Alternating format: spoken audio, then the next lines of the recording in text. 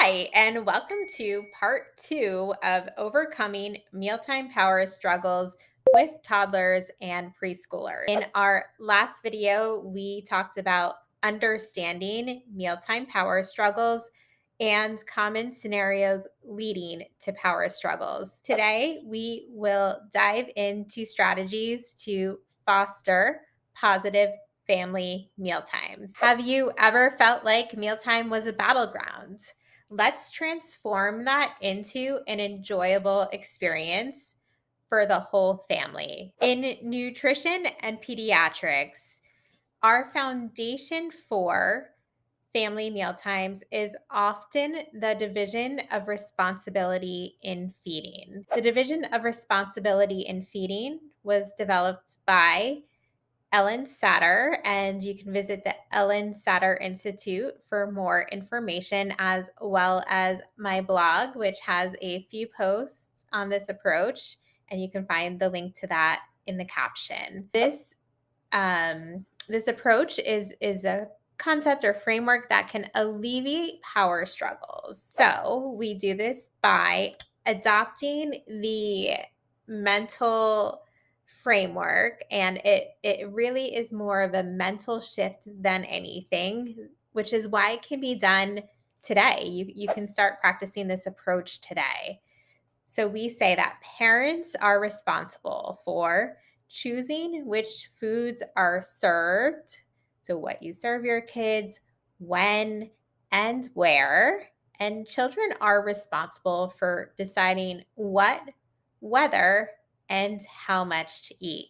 I like to remember it as parents provide and the child decides. This method allows children to develop a sense of autonomy while parents maintain control over food choices and what is being served. Now, I know this can sound a little scary, but we have several decades now of research on the division of responsibility. We also have tons of clinical experience and many experts who will say trust in the process because it does work. One of the reasons it works so well is that it takes that stress and it takes that conflict out of the mealtime. If you know that you as the parent are doing your job and your child is doing their job, then there's a lot less to fight over at the dinner table. Now, a common question I get is,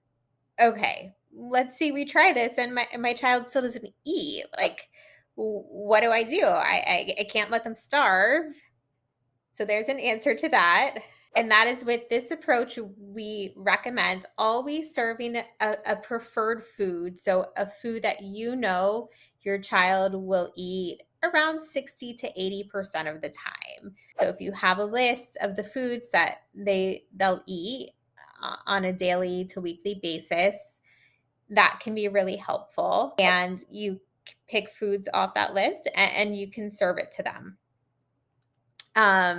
This way, you know, if they refuse that food and do decide not to eat, at least that it wasn't because you didn't offer them anything they didn't like. They literally just decided for themselves to not eat because you know that they like the food, that at least one of those foods. When this pressure to eat is relieved from the child, that is when in nutrition therapy, or if we're doing pediatric feeding therapy, we start to see the child actually open up more, start to eat more, and then start to explore foods more too.